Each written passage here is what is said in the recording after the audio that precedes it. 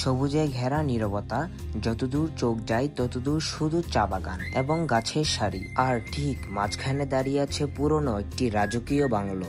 আজ আমরা চলেছি সেই জায়গায় যেখানে প্রকৃতি কথা বলে, বাতাসে মিশে থাকে চায়ের সুবাস, আর সময় যেন কিছুটা ধীরে চলে। হ্যালো বন্ধুরা, আসসালামু আলাইকুম। 3:47 আমরা এখন অবস্থান করছি দেওন্দী চা বাগানের মধ্যে। এরকম সিক্রেট প্লেস আমাদের চুনারগড়ে আরো আছে, চলুন আমরা এগুলো থেকে প্রতিনিয়ত ঘুরে আসি। হ্যালো বন্ধুরা, অবশেষে এসে পৌঁছালাম বাংলোতে। বাংলোতে এসে কিছুটা খাওয়া দাওয়া করার পরে আমরা বাংলোটা ঘুরতে লাগলাম।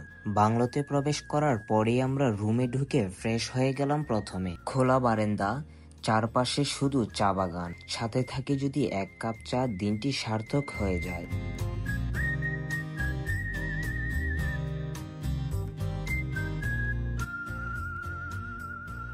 বাংলোর পাশেই দেখি একটি সুইমিং পুল দেখার জন্য আমরা বাইরে যাই, তখন দেখি তাদের পোষা কুকুরটি চিল্লাচিল্লি শুরু করে দিয়েছে।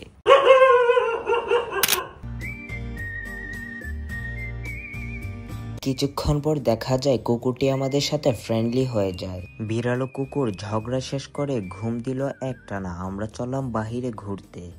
বাংলোর ভিতরে অনেক বড় একটি কাঠগোলাপ গাছ এবং তারই পাশে বাগান পরিষ্কার করার জন্য মালিরা নিয়মিত কাজ করে যাচ্ছে, এবং বাংলোর অন্যদিকে একটি অনেক বড় স্টোর রুম রয়েছে।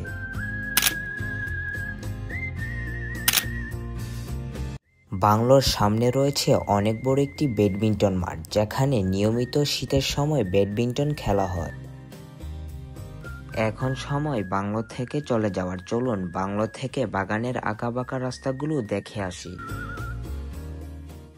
এটা শুধু একটা বাংলো না, এটা একখণ্ড স্মৃতি, একখণ্ড প্রকৃতি, আর একখণ্ড শান্তি চা বাগানের হৃদয়ে।